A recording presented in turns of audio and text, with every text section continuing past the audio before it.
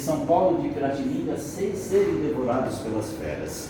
Os religiosos achavam graça nas minhas perguntas e me contavam e recontavam a história do Brasil, do descobrimento, o povoamento, a colonização.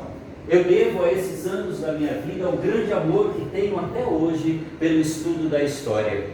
Querem me chamar historiador, mas eu prefiro dizer que sou um pesquisador independente da história. Escrevi alguns livros e pesquisei por onde passei em cartórios, igrejas e conventos a história do nosso Brasil, especialmente a história que aconteceu no nosso litoral. Faço isso para deixar um legado para as futuras gerações, a fim de que eles conheçam a história como realmente aconteceu e está registrado em documentos. E no futuro não venham aventureiros lançar mão inventando histórias que não aconteceram. Ali na vila de Itanhaém, monótona, pobre e muito silenciosa, minha infância foi no convento, aprendendo as letras, a ler, a história e a desenhar. Os anos se passaram silenciosos, mas eu me lembro, quando eu tinha 7 anos de idade, naquele tempo era muito difícil que viessem religiosos para rezar os serviços na igreja.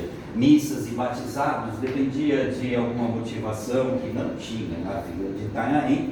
E naquela manhã o sino tocava incessantemente, nervoso, que era algo muito fora do normal. E o sino tocava para chamar todas as pessoas da vila, pois havia chegado um vigário de canoa, estaria por uns dias na vila. Minha mãe colocava botinas apertadas nos meus pés. Meu pai me puxava apressado pelas mãos para não perder o horário da missa. Eu não gostava de botinas apertadas nos meus pés.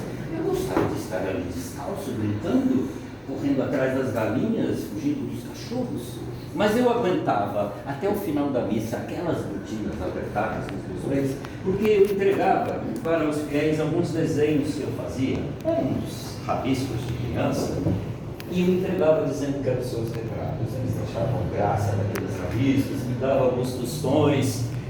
E assim, com 7 anos, eu fiquei conhecido como o pequeno artista da igreja de Itanhaém. Os próximos anos foram monótonos e silenciosos na vila de Itanhaém, sem grandes novidades. Mas quando eu contava com 15 anos, um acontecimento mudou a rotina do nosso casarão. Veio morar em nossa casa um núcleo da família de parentes que veio do interior. E foi quando eu conheci a minha prima de segundo grau, Antônia Leopoldina de Araújo. Nutrimos imediatamente um pelo outro uma amizade encantada. A nossa amizade encantada dura até hoje. Estamos casados há 50 anos. Temos 3 filhos. Cizenando, que vive na província de São Paulo, Pedrina e Fantina. Pedrina, inclusive, é uma muito boa artista. Quando preciso pintar quadros muito grandes, é ela quem me auxilia nessa tarefa. Eu e minha prima Antônia passávamos as tardes mornas e quentes de Itanhaém, andando sobre as dunas. Nos sentávamos embaixo de uma árvore, olhando o mar e nos perguntando: será que um dia nós vamos sair da pobre vila de Itanhaém? Eu tinha 15 ou 16 anos e 3 ou 4 anos depois eu já tinha aprendido todos os ofícios do meu pai.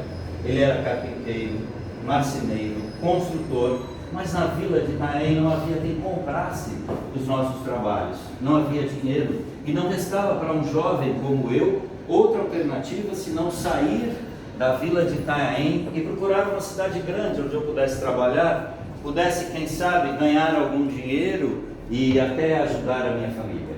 Era hora de partir. Eu me despedi de minha prima com muita tristeza, prometendo voltar o mais rápido que pudesse. Me despedi do meu pai e ele preparou uma mula para minha viagem. Não tinha outro jeito de sair de Itanhaém a não ser de barco ou de canoa. Mas a viagem era longa, foram 3 dias caminhando pelas dunas à beira-mar, acompanhado daquela mula, levando poucos pertences e muito mais a esperança e o sonho de dias melhores. Me despedi de minha mãe e ela preparou uma matula para que eu não passasse fome. Se a viagem durasse 3 dias, ela preparou merenda para 15 dias. Exagerada. Dona Gertrudes, todos conhecem, é exagerada. Pelo menos não me faltou o que comer nos próximos dias. Assim saí em viagem, eu e aquela mula, esperei passar o verão, um clima mais ameno e também um período de lua cheia, para poder caminhar à noite e refletir, pensando em o que me encontraria Que destino me reservaria na cidade grande? Eu, um caiçara, um menino sem experiências, numa vila silenciosa e monótona, cheio de esperanças, e tudo que eu sabia era fazer desenhos com pequenos pedaços de cavalo, até finalmente chegar a Santos.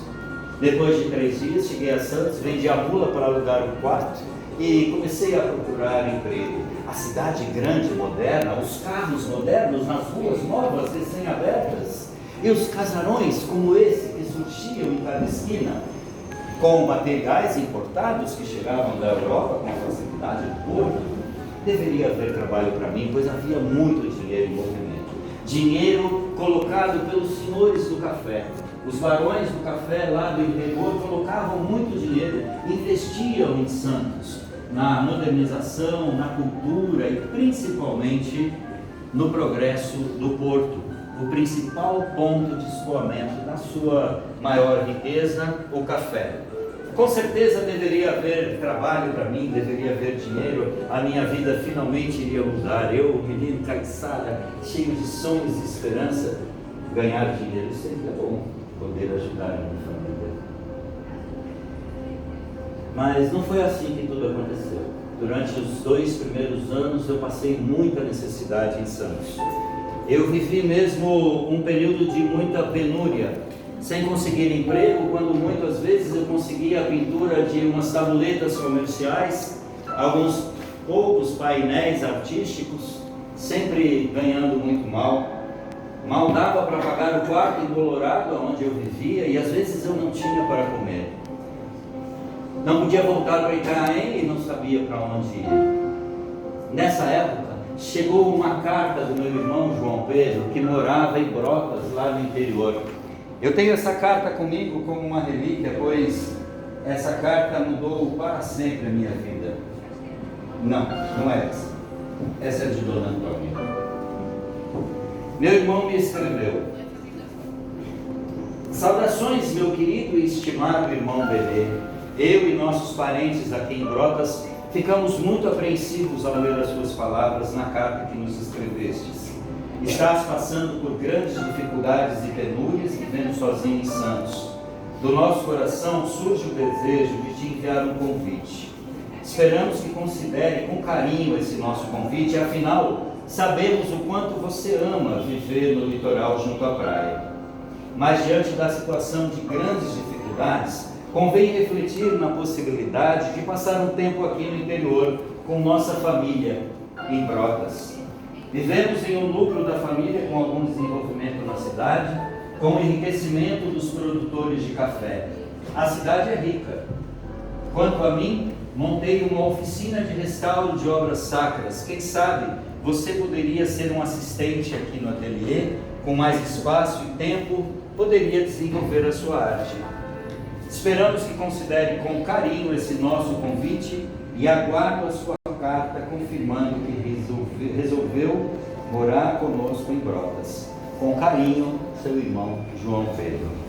Eu amo o litoral, eu amo as praias, mas diante da situação em que ele estava, não me restava outra alternativa, se não pegar o primeiro trem com destino a São